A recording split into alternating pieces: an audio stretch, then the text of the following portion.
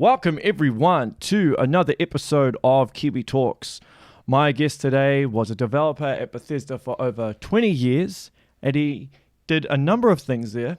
It is a mouthful. He was a narrative designer. He did writing, world building, combat balance, character systems, mini games, crafting, gameplay scripting. He was the co-lead designer on Skyrim and lead systems designer on Starfield. Plus, he was the lore master of the Elder Scrolls. He is the one and only Kuhlmann. How you doing? I'm doing great. That was quite an introduction. Well, you seem to be a jack of all trades, and that seems to be underselling it greatly. It's like the only thing you didn't do was art, sound design, and music, maybe. Just looking at this. Actually, on Redguard, I actually did art. So you did do art? Well, there you go. Well, everyone did on that project because it was such a small team. That's the one and only art credit I have on a game. Yeah, so how did you actually end up becoming known as, like, the lore master? I think I advocated for it. Yeah, I think that's a good question. I mean, we were obviously pretty small back when I was hired. It may have something to do with, right, I started working there at the end of Daggerfall. Yep. Worked there through the beginning of, through most of Redguard. Went away for, I don't remember how long, 3 years maybe, and then came back. So when I came back, I was, I had a history there. I had, been around. I was one of the people that had been there, at least from the design point of view, the longest, at least from, I don't know that we had anybody else except for Todd on the design side that was still working there that had worked on Daggerfall. So maybe because of that, I mean, I was always, very involved in the lore, and I don't know if it may have started as kind of an informal thing of like, let's ask Kurt, he knows, like, he's really familiar with this stuff, or maybe he wrote that. And then at some point it became, I think when it became sort of quasi-official was when ZOS was founded, and they were working on another group of people, another team was working on an Elder Scrolls game. And so, Todd wanted to have somebody in-house that could sort of field their questions or review their content for lore. And so it was very quasi-official, though. It was never, it was never an official title. It was just sort of, you're the guy. What I sort of took on. But are you able to actually retain everything from the lore? Or when people ask you a question? Yeah, so they'd ask you a question, you'd go away, find the information, and come back. Yes, I'm sure there are many people, especially in the fans, that know the lore better than I do. 100%. Right? Like, especially given, we would go away from the Elder Scrolls for years and years at a time working on other projects. So I would, I wasn't living and breathing it day in and day out when we weren't working on a Elder Scrolls game. And obviously also, even when working on a game, a lot of what you're doing isn't lore. It's just the nuts and bolts of making the game, or, system design or whatever. It doesn't have anything to do with the lore. So yeah, I wasn't like living in the lore. I think there are probably people at other studios or places that have IP where the lore master is probably maybe a full-time job. I don't know.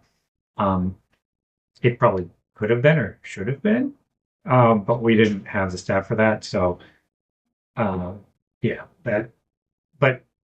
relied on the fan sites, like really? UESP, Imperial Library, because they would compile everything.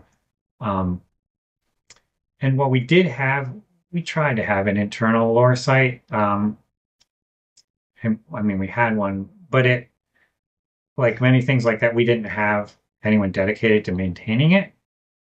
So it was, we'd work on it and we'd get it up to date. And then, we wouldn't have time to work on it for years, and it would sort of languish and new things wouldn't have been added or whatever. So, but the people on the fan sites, they were always keeping things up to date.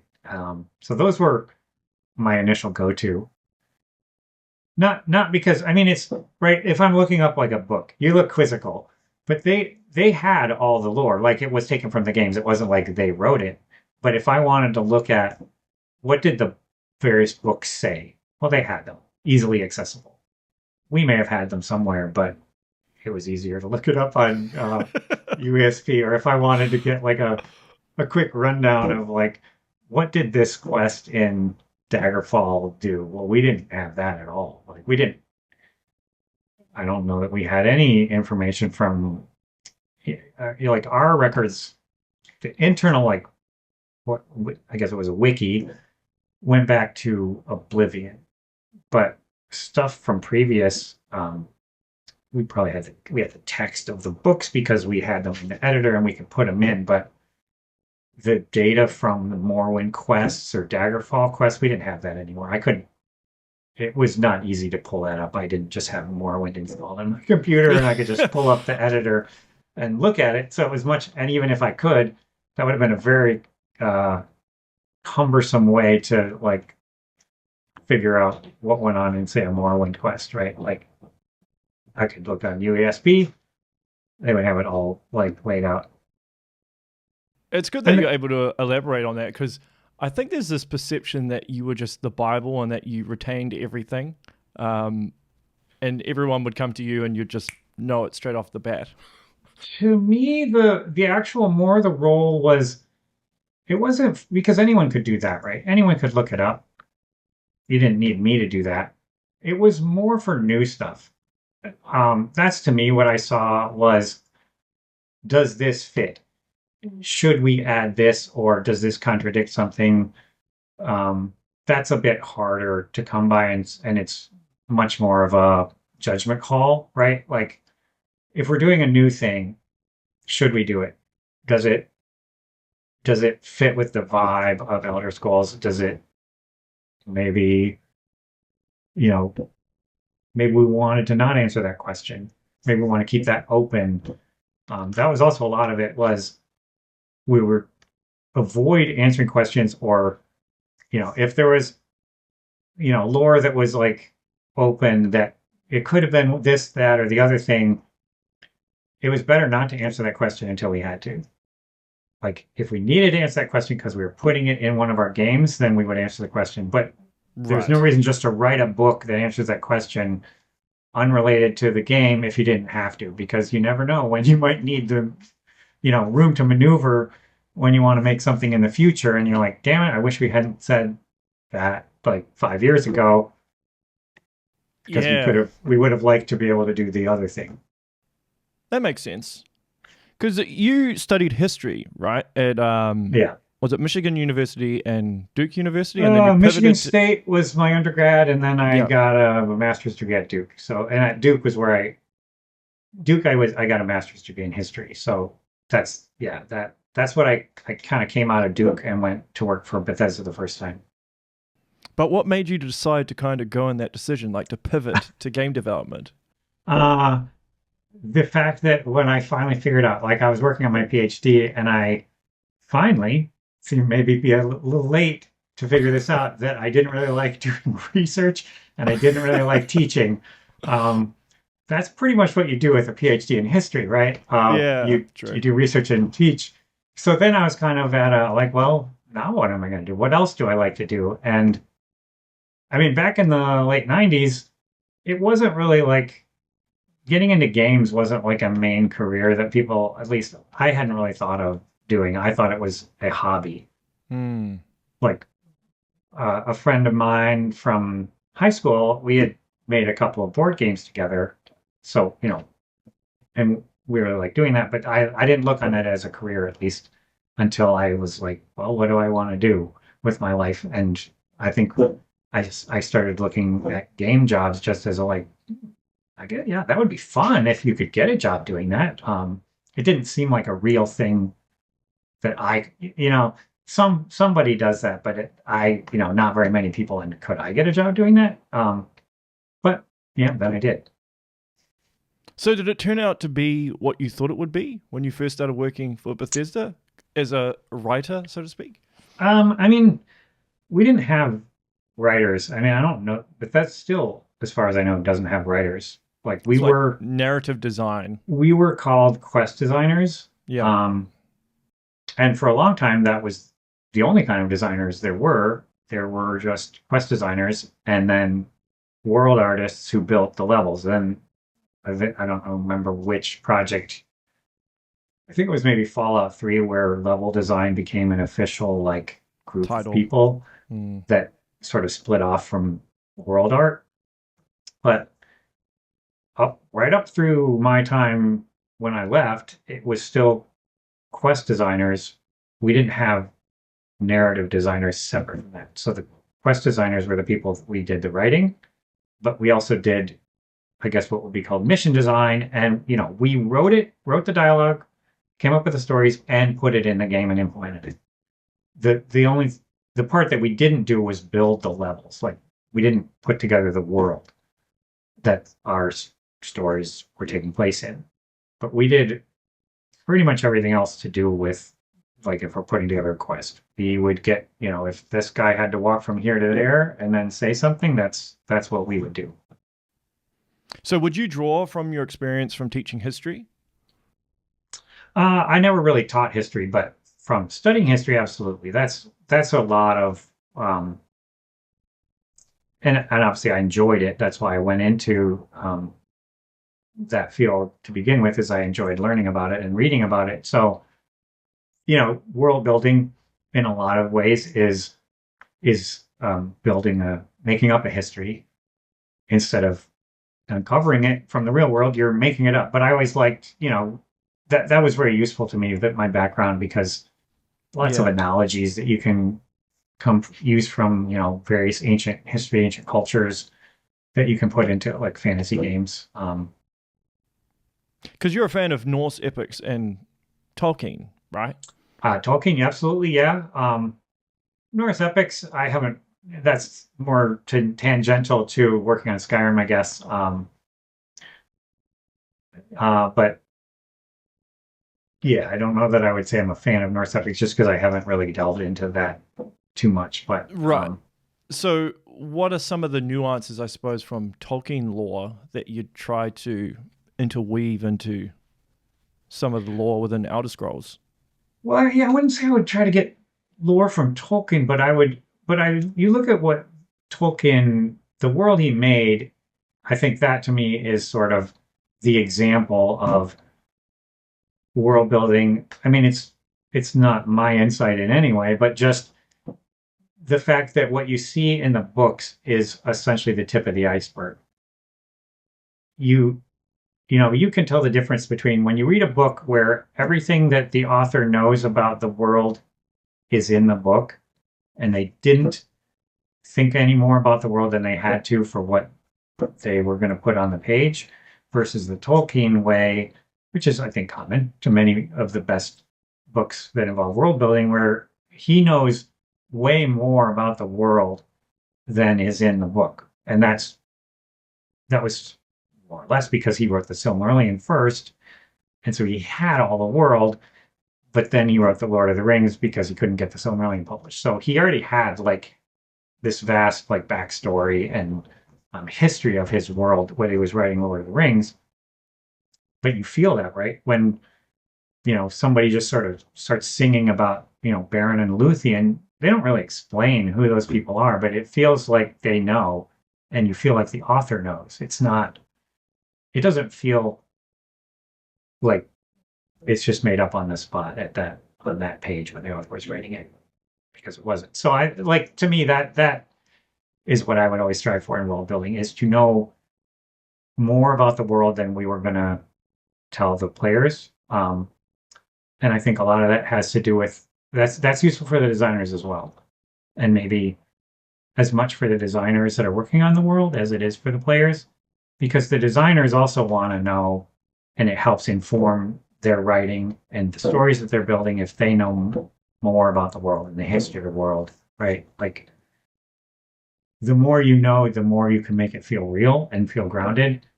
The story you wrote isn't just this sort of superficial story that sits this sort of isolated. If you know more about the world, you can connect that story into the world, even in subtle ways. So how do you pivot in terms of narrative then when you go to something like Fallout? Because Elder Scrolls is kind of medieval language, I guess you could say, and Fallout's a bit more modern. And so the Yeah. approach to how you write stuff is going to be completely different. Yeah, absolutely. That was always, I think everyone I think most people in the studio really liked that we would pivot. Alternate, I yeah. mean, yeah, obviously when I first started at Bethesda, we didn't have Fallout. So we were just, when I first started, I expected we were just going to make Elder Scrolls games. And then, we got the Fallout IP. So that was a bit of a surprise pivot to everyone, I think. But it turned out, in that sort of sequence of Oblivion, Fallout 3, Skyrim, Fallout 4, Yeah. that really worked out well for the designers because it kept things fresh. Like, as much as everyone that worked on it loves the Elder Scrolls, you do get a bit tired of it after working on it for 5 years or whatever. And so knowing that there's this real change of pace, post-apocalyptic, modern, totally different tone, like kind of can be more kooky. It's got the weird black humor in it. It was a challenge, I'll say, when you first transition from writing an Elder Scrolls dialogue and quest to a Fallout, and then you go, like, every time we did that, there was a transition period where the designers would write something, and Emil or whoever, we would have to like really like, okay, we gotta get back in the groove of this new. We gotta get back in the Elder Scrolls groove, or we gotta get back in the Fallout groove, because people would still be in the, at least some people In may the have, previous one, yeah. depending on, some people are more or less comfortable with one or the other, and so some people would find it easier to transition because it was the thing they were more comfortable writing, but then they would have maybe a harder time transitioning back to the other one. How long was the transition? You mean as far as getting people like In the groove, yeah. in the again. groove? It would be a few months, maybe at most. I mean, it's not like you're throwing not too away bad. everything you're doing. It's just you might write a bunch of dialogue and then you're like, I got to edit some of that because I'm still writing it in the Elder Scrolls tone. Or you start writing some Elder Scrolls stuff and people are like cursing, or they're talking in sort of modern ways, and it's like, okay, guys, we got to go over that again and do another pass on your dialogue. And we would have peer reviews and meetings where we would look at dialogue and say, okay, this is working. This is the tone for the game now. And it wouldn't really take, if you think about how long a project is, it's 4 years. It's a long time, yeah. So a few months of transition isn't that really big a deal. And it's just kind of the nature of getting your head back in that space and sort of re-familiarizing yourself with, one thing people I think would do a lot is they would go back and play the previous game to sort of immerse themselves in the dialogue and the stories and the world. So when we started Skyrim, people would go back and play Oblivion just to get out of Fallout, back to Elder Scrolls. Would you keep like a thesaurus or an encyclopedia by your desk just as a frame of reference for like a synonym or something? If a particular word is sticking out that it's like, this doesn't really fit here, need to change it to something else. I mean, it's I essentially definitely the same word. Yeah, I use the thesaurus quite a bit. I don't know, like, I suppose other people that do that.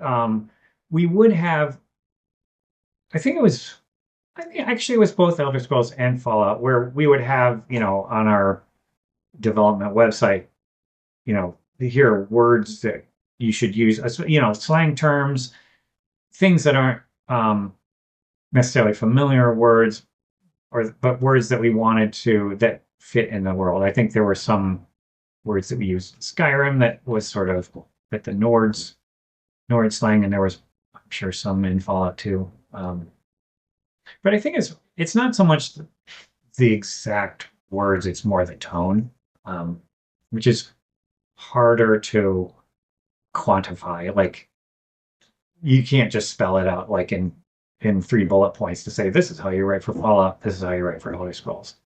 It's much more of, you have to kind of immerse yourself in it and kind of get it. There are some things you say, like, we didn't use profanity in Elder Scrolls, right? I don't think that was, that was out of tone. And then there are particular things in Elder Scrolls where it's like the Khajiit have a way of talking. That could get kind of difficult sometimes. Trying to write dialogue that especially with voice acting, that an actor could say plausibly. Did you ever get to oversee any of the voice acting? Because obviously you can write something and it might sound good in your head, but then when you hear someone else say it, and depending on their accent and their tone and everything, it can give a completely different context or meaning to the words. Yeah, actually, in general, I'm trying to remember because it changed a bit on every project. Oblivion was, I guess, the first. I don't know. I didn't work on Morrowind, so I don't remember what kind of VO there was, if any, on Morrowind. But on Oblivion was our first fully voiced game, I think. Pretty sure that's true. So the designers, we actually would go to Oblivion was done with like local Washington, D.C. area voice talent. So we were actually able to just literally go to the studio during the recording sessions and sit in there and, talk directly to them in the studio. And we generally kept doing that, when we were recording, even when we started doing it mostly in LA. We would travel to LA in general, but we would do, at that point it was a phone call. But we would get on the phone with the studio so we could hear what was going on and we could, give feedback to the actors or the voice director that was there at the studio in LA. And so generally the designers whose content this was, like the people who wrote the thing that was being recorded, they would sit in on the sessions when they were being recorded. So that was super helpful, obviously. Another thing we did, again, it changed over the course of each project. I think in later projects, we started doing what we call rolling dialogue, where we would start to record parts of the game as early as possible. And usually that was things that we knew were less likely to have to change. And even when we did that, we knew that there was going to be a certain percentage of what we recorded that was going to have to get thrown away. That was just the nature of it. Obviously, at some point you're locked in. During the last final voice sessions, that's it. But usually we would have multiple sessions with the actors, so we would know, like in the early one, But that was really helpful because, well, as soon as you hear, people saying the lines as opposed to robo voice. Robo voice back then was very primitive. But one of the things, especially before we did rolling dialogue on projects, the designers would record the dialogue themselves. Like you would sit at your desk and just record the lines. I don't know if we did all of them, but like when we were going to do a playtest or something. So that was both useful for people playtesting it to have actual audio. Now, we're not obviously voice actors, but even anything recorded was better than just reading subtitles. And for me, at least, I found that I was constantly rewriting things while I was doing that. I would record something or try to say it. I'd be like, it would immediately, as soon as you try to say it out loud, you immediately realize if it's not working. Like, that doesn't sound, no one would say that out loud. You could write that, but it doesn't sound like that, right? That's what Harrison Ford said to George Lucas about Star Wars, So, yeah, it rings true. I'm sure there are people that, better writers than I am that can do that without having to say it out loud. They can hear it in their head. But for me, that was a very useful process. Especially, I don't know, in games, I know people will be like, game writing is bad in general. I think a lot of that to me isn't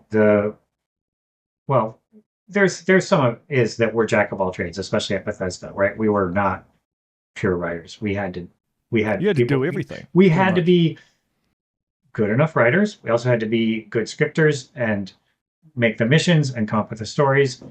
And because of that, we couldn't focus all of our time just on writing and rewriting. So we had a relatively limited amount of time to write something and then iterate on it. We obviously did do that, but um, and there's quantities of dialogue, like especially when you're doing like an open world game with multiple paths, or the player can ask questions. You're writing an enormous number of lines of dialogue.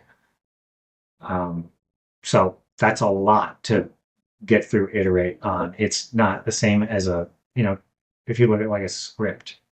Mm. Well, each character is only saying one thing at one time, and you know exactly the sequence that's going to happen. And at least when you're writing the script, we don't know even the sequence of things. A lot of the dialogue could be out of order, or you don't know the context of when this person is going to say it because the player could be asking a question.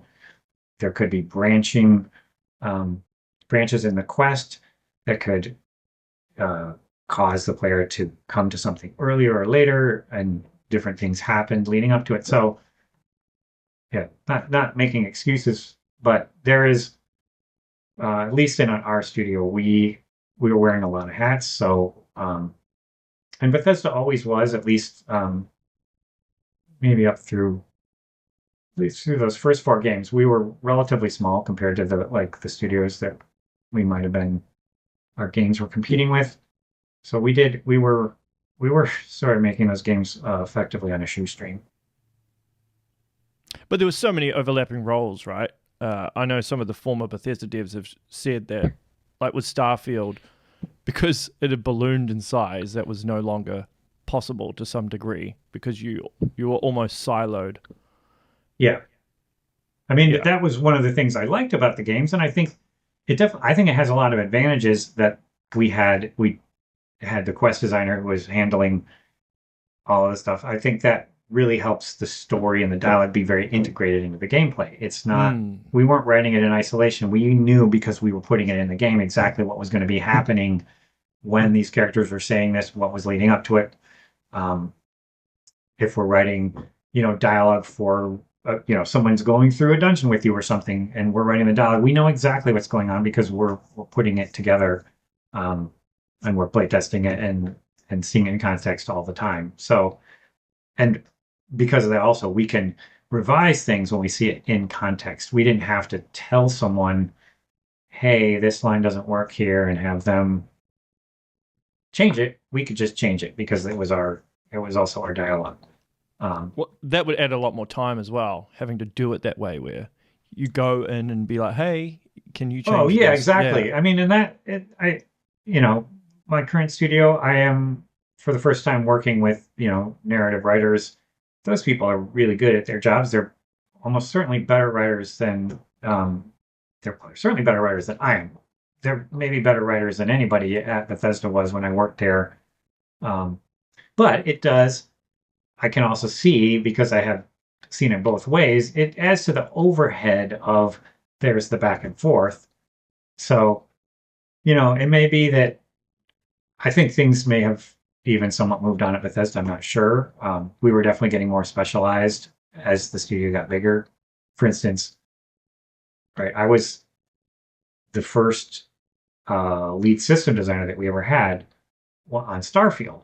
You'd think, didn't anyone do system design before Starfield? Well, of course, right? We were obviously doing tons of system design, but it wasn't an official title. We were, the people that were doing system design were also in charge of quests and everything else.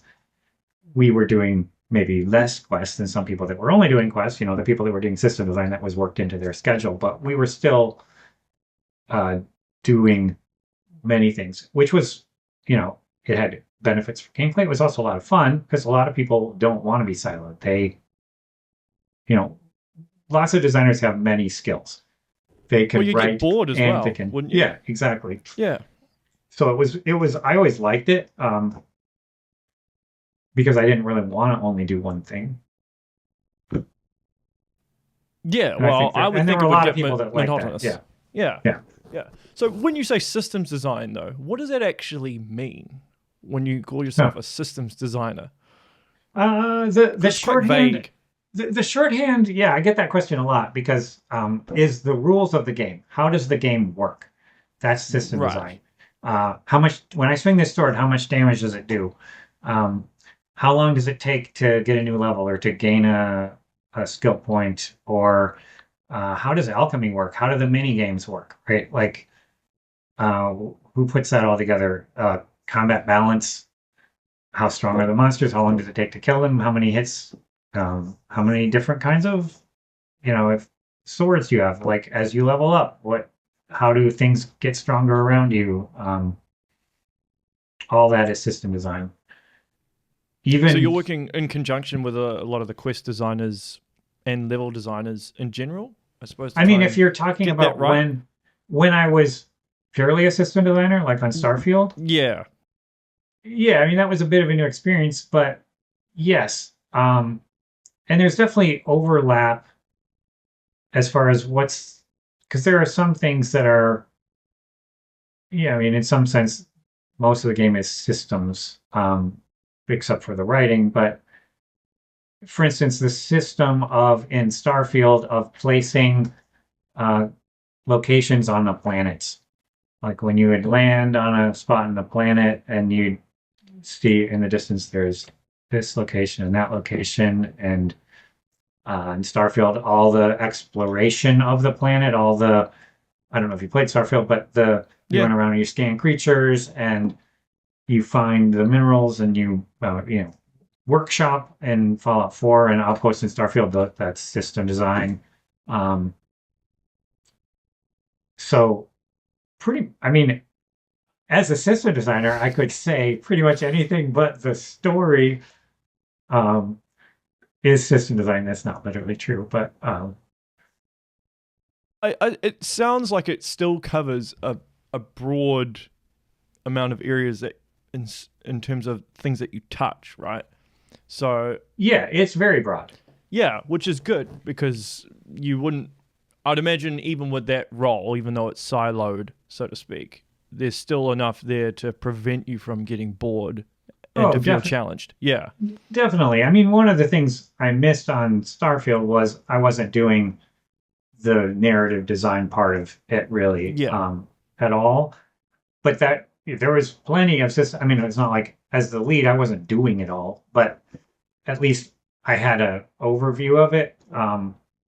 And yeah, especially on Starfield, we were creating a lot of new systems. That was, I think, one of the issues with that game taking so long is if you look at say the difference between Oblivion to Fallout 3, Fallout 3 to Skyrim, like what's the same and what's different in from one game to the next? I might say 25%, 20% new as far as game systems, maybe for each of those games. From, I guess, I don't know if 76 really, it's more like Fallout 4 to Starfield because 76 was a multiplayer game. So that was a lot of different, like, I don't know that, I think Starfield built off of Fallout 4 largely, but the difference between Fallout 4 and Starfield was huge comparatively. Like spaceships, modular spaceships, planets, and not just planets, but like vast, procedurally put together landscape planets. I'm sure I'm forgetting like 10 things, but just, that's just off the top of the my gist of it. head. Yeah, The completely brand new like things that we had to build from scratch. Like some of those are whole genres, right? Like a space a spaceship combat game. That's a genre that we just sort of added on to our game, right? yeah, true. And it's difficult to just start from scratch and add that into your game, and that we're just going to be, as good as a game where that's the only thing that the game is about. So Right. it took a long time. Yeah, so I imagine then with Starfield 2, whenever that happens, there will already be the template there that can be built off it. Because with Starfield, you're essentially doing everything from scratch, even from Skyrim from Oblivion to Skyrim and Fallout 3 to 4. There was already a template there that you could build off. I mean, we did build. There was quite a bit. We already Fallout 4. Starfield wasn't built entirely from scratch. Of course, I mean, if you look at the creation kit from Fallout 4 and you look at the creation kit from Starfield, they look very similar. Starfield has a bunch of new stuff in it that didn't exist in Fallout 4 because of all the new systems. That's what I'm talking about. There was many more new things, but we still, guns, armor, the enemies, combat, like a lot of that, was carried over. Having AI, the quest systems that we use to build quests, procedural quest stuff. A lot of that, obviously, we changed it and modified it, maybe upgraded it, but a lot of that is the same. I mean, that was one of the advantages that Bethesda always had, was we weren't starting from scratch every time. We were building on top of. So we were, the designers, artists. Well, I can't speak for the artists because I think they changed their workflow or pipeline maybe more often in a large way than designers did. But for designers, the carryover was usually it was a pretty easy transition from the point of view of the tools. Like, we had the same scripting system starting with Skyrim right up through Starfield. That was one of the problems with 76 was multiplayer game. Many other things that we had done couldn't work in a multiplayer server-based game. Like we had a completely different. So that we lost a lot of institutional knowledge that we relied on previously from going from one game to another. 76, maybe in a lot of ways from a design point of view, was more different than going from Fallout 4 to Starfield. As far as the work that how the designers worked and how we made content, it was a huge upheaval of pretty much like everything that we knew how to do. We had to relearn it. Is Elder Scrolls 6 in a way going to be bittersweet for you because obviously you're not involved in it, but by the same token, you kind of get to go in like I would as a fan and not really knowing anything, which would be a joy, I would think. Yeah, that's true. I don't know yet, right? Because I don't know. There's the trepidation of like, I don't want to. This isn't aimed at anybody, but just like when you've worked on something for a long time and then you're not working on it and someone else is doing it, you have that. And I had the same feeling about ESO when they started working on it. Is like, this was entirely my thing, not literally me, but it was all contained. The team, it was our thing. And then, when ESO, they were doing their own thing. They have their own team. They have their own ideas. We're not in charge of it anymore. It's now out there, and they're going to make something different than what we would have done. That doesn't mean it's bad, obviously. So, Elder Scrolls 6, same deal. They're making something different than what I would have done. And so I don't know how I'm going to feel about that when I see it, right? Like, it's, so yeah, it is definitely going to be a new experience for me. Were you involved at all in any of the lore and any pre-production, or was no? No, not for Elder Scrolls 6. Wow. Okay. So don't even know who's taking care of all that stuff. I mean, obviously it's still years away. I mean, so. I do know because I know people, but I can't talk about it. Obviously, you can't talk about it. And I know who's working on it just because I'm, still friends with people that work there, but I don't know anything about what the game is. They're not allowed to tell me that, and it's probably for the best that I don't know, right? Like, yeah, even if I was allowed to know, bliss. There's nothing that I can do about it, right? I can't. If I like it or dislike it, it's out of my hands. How did you feel about the Fallout show then, in terms of the writing? Could you go in and just enjoy it, or were you picking it apart? I guess I'm not as invested in Fallout. That I was never like the lead on it, and it wasn't my thing as much. I worked on it, but I wasn't as, I was always an Elder Scrolls person. So I have a little bit more detachment from it probably than, say Emil or somebody like that. I thought it was good. I think they did a fantastic job of translating the game into a TV show. I mean, it was extremely faithful, um, in the best, right, in the best way. Like you see some things that are faithful that are too faithful, like from a book or something to a movie where they, you can go both ways, right? You can completely forget about the book and then you're like, why did you even base it off that if you didn't want to do any of it? And then you see it the other way where it's they're too faithful. They like don't want to deviate at all from the book. And obviously a book and a visual medium have to be two different things. I had to, as a super fan of the Lord of the Rings, I had originally a same feeling about like the Lord of the Rings movies. I'm like, they're changing too much. I have, at least especially for Fellowship of the Ring, I love that movie now, and I'm like, I've come to terms with, those are good changes. A lot of the changes they had to make, and if you were maybe going to make it, an HBO series, you could have remained more faithful to the books. But if you want to make even a 3-hour movie or whatever the director's cut is, they could just barely get that story told in 3 hours. So, well, I think that's why they had the extended editions as well.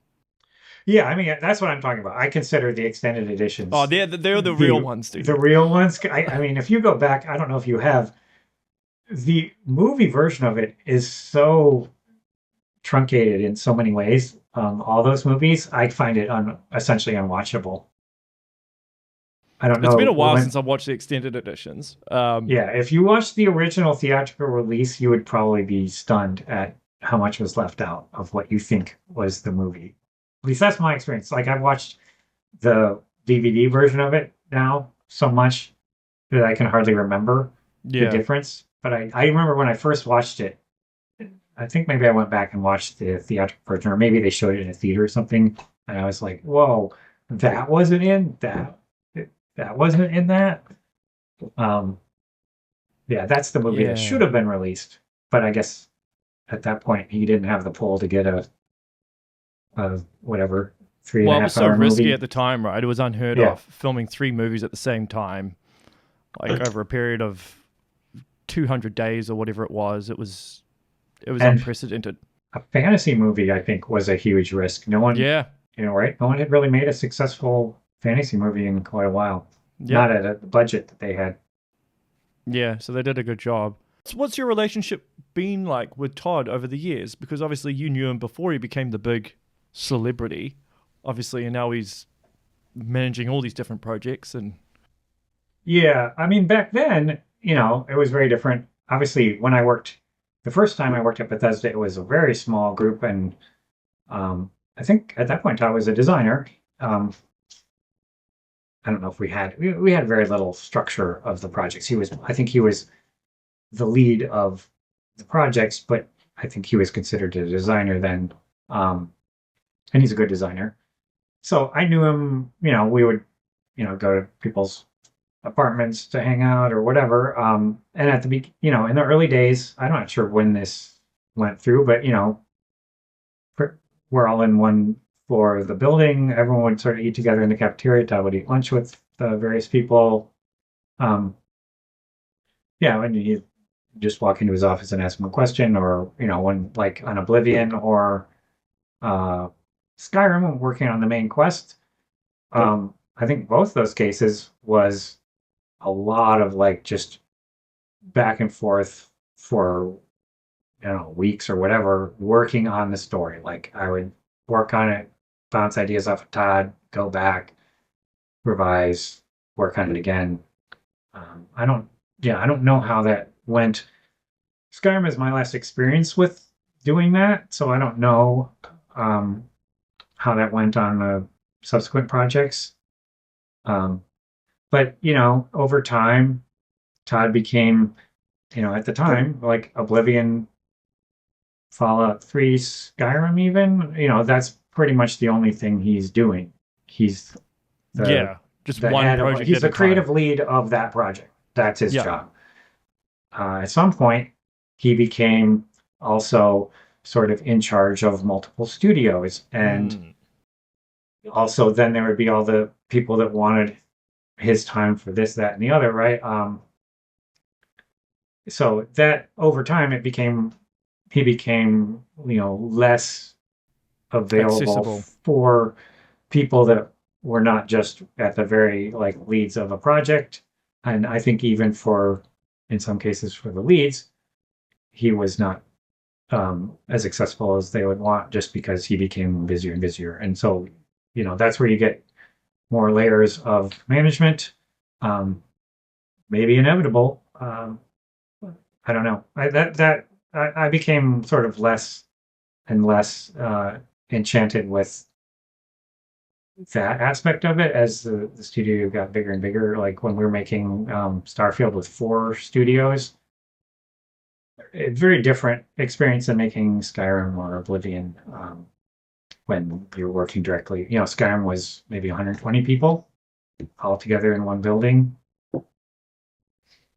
Um, I mean, I've heard that once you get over like 140 person threshold, it's very hard to kind of keep special elements of a team there.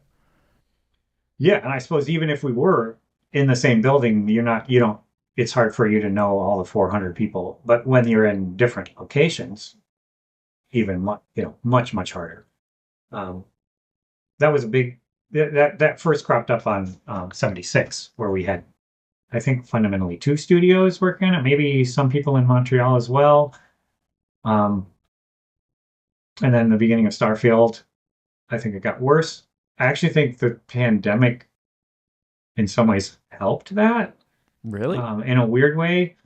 Well, we all had to get used to working completely remotely, but what that eliminated, at least for a while, not eliminated, but it really helped, was there was the Rockville studio.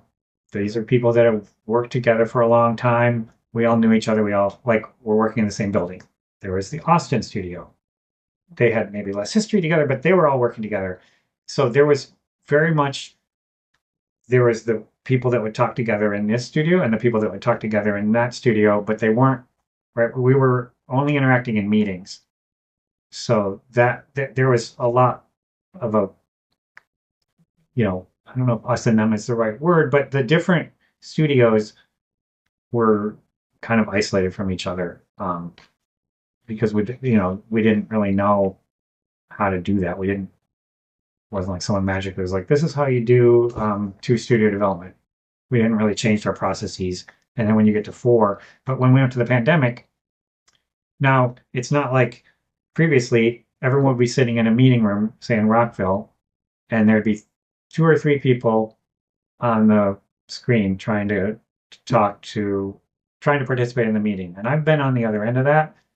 Um, Pretty much the people on the screen are not participating in the meeting unless they're being Oh, directly yeah. addressed. Right. I That's turned to quite someone common. next to me and I'm talking. We weren't set up with like the perfect mics, and these were you've got the speakerphone sitting in the middle of the table, right? Like, but when we all went to remote, I actually think it helped because now it didn't make any difference. I didn't know where anyone was. Everyone was on screen. None of us were sitting in a conference room together. So it made everybody on an equal footing. And instead of me just like leaning around the corner and having a conversation with the person in the desk next to me or across the hall, we're doing everything on Slack. So I can talk to people in Austin or Dallas or Montreal on Slack just as easily as I can talk to the people that I work with in Rockville. So it really leveled the playing field there. I don't know how that. It, I think maybe because I think they're doing more of a return to office now. That's what I hear, and I would suspect that may have kind of crept back. Yep, it's a weird one. I have a couple of questions from my followers. Maybe you can answer them. Maybe you cannot. Maybe you'll be like, no comment. We will see. So the first question here is from Vinny Yol Olmsted 8018. What would your ideal sequel to Redguard be?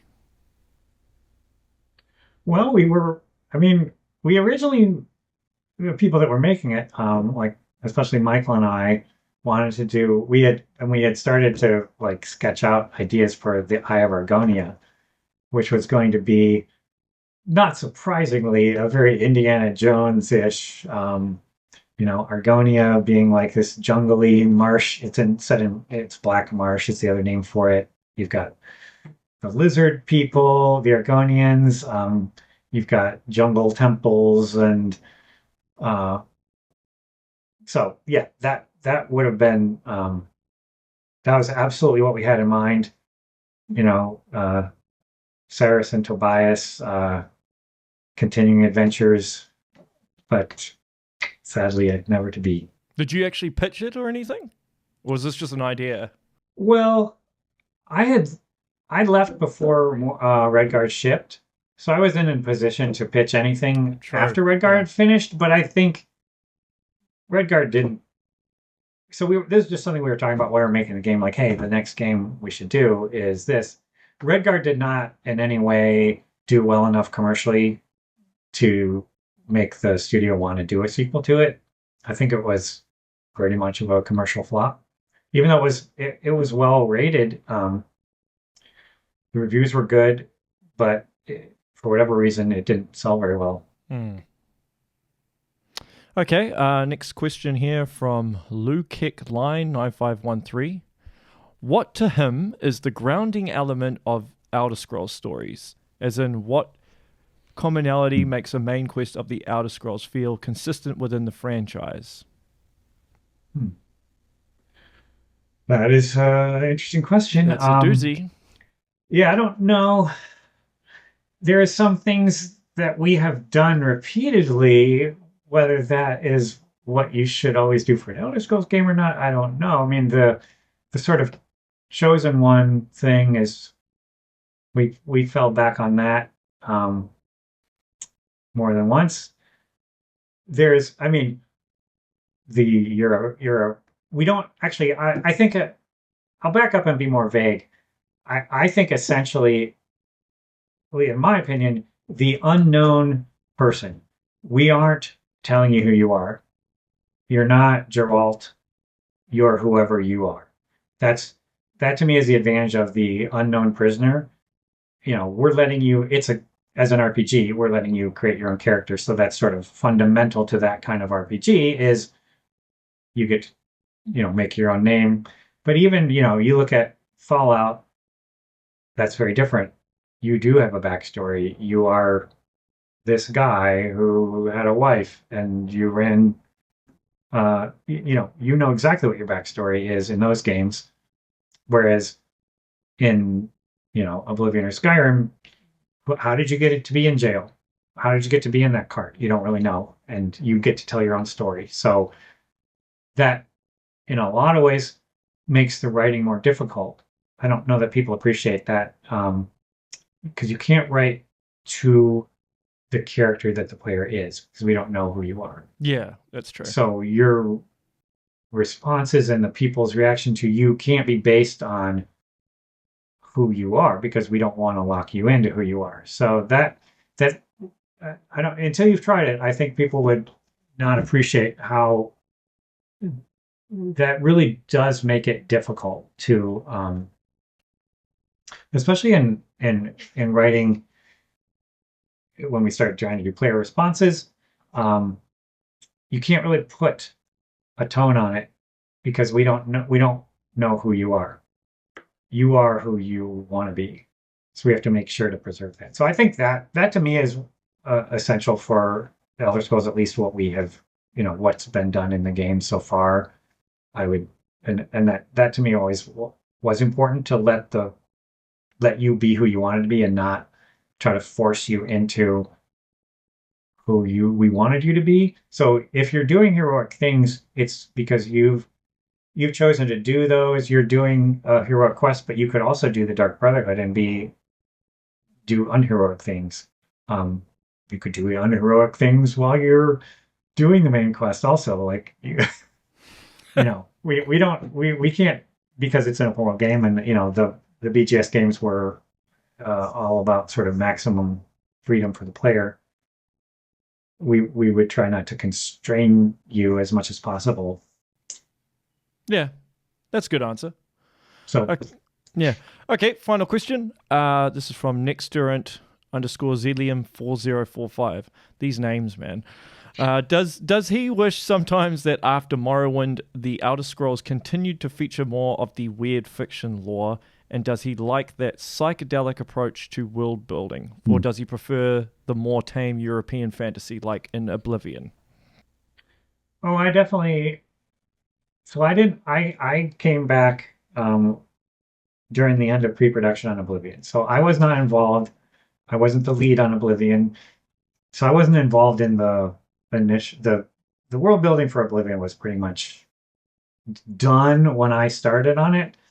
And I'm not like mad about it or anything, but when I came in there and realized what they were doing, I was like, yeah, this is not like, if you look at the pocket guide to the Empire and what, like Michael and I don't know who wrote the Cyrodiil chapter, but I feel it was written in there. That was a much weirder place than what you see in Oblivion. There are reasons for that. I think Todd in particular gravitates not towards the weird stuff. I do. Like Morrowind, I was originally way back when we were working on Morrowind before Redguard, I was the design lead, and then but so Michael and I had done a lot of like brainstorming on that, and we were obviously it's got the Dune vibes and the Dark Crystal vibes. I love that stuff. I would definitely put more in it if I could have. Now, there is another aspect to it, which is it, if you're in charge of spending all this money and you want your studio to continue to exist and pay salaries for people, you have to make a successful commercial product. So whether what I had in mind for Cyrodiil would have made for a more successful game than Oblivion, I can't say. I suspect that in that sense, that was the right decision. When you got Lord of the Rings, wildly popular. I think the movies may have still been coming out when Oblivion came out. I know some of them were out already. But I like the weird stuff, but I like it mixed. That was another thing that Morrowind is probably about, the maximum weird I would want to go with the game. You could go less weird. Skyrim isn't all that weird, but it's maybe it's got some maybe more dark corners than Oblivion had. So obviously I didn't have carte blanche to do whatever I wanted in Skyrim either, even though I was one of the leads. It's a team effort, and a group of people have to agree on things, even when you're a lead.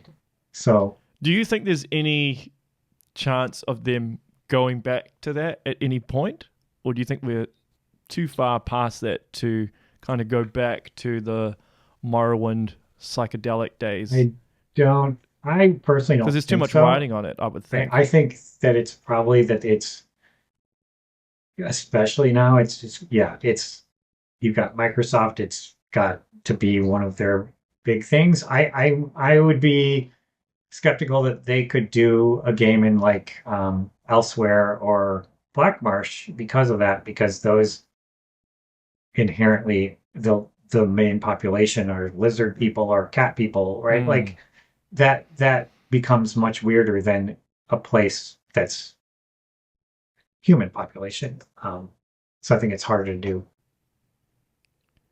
Yeah, I mean, if there ever is a TES 7, I'm very curious as to where they would put it. Well, I mean, there's been talks of them like remaking Morrowind because of the Oblivion remaster, but a remaster is different than setting a TES 7 in Morrowind, right? That's yeah, very different. Yeah, but I imagine some of it would have to do with Todd as well. I mean, if Todd's still, I don't think it would be some of it. I think it would be all of it. Yeah. But like I'd imagine he probably will have retired after Fallout 5 if we're just going off time of projects. That's a good point. Yeah. Yeah. That's so far in the future I can't even see. I don't know who would be making it. Like, would it even be BGS anymore? Like, that's too far in the future for me to even imagine. Yeah. Well, Kurt, this is a good place to wrap up. Thank you so much All right. for sparing me your time. Thank you for everything you've done over the 20 years that you worked at Bethesda. And I hope to see what you're working on soon, I guess. All right. Well, it's a great conversation. I appreciate it. Yeah. Cool. All right. That is the show, everyone. Make sure you share, like, and subscribe. And until next time, stay safe.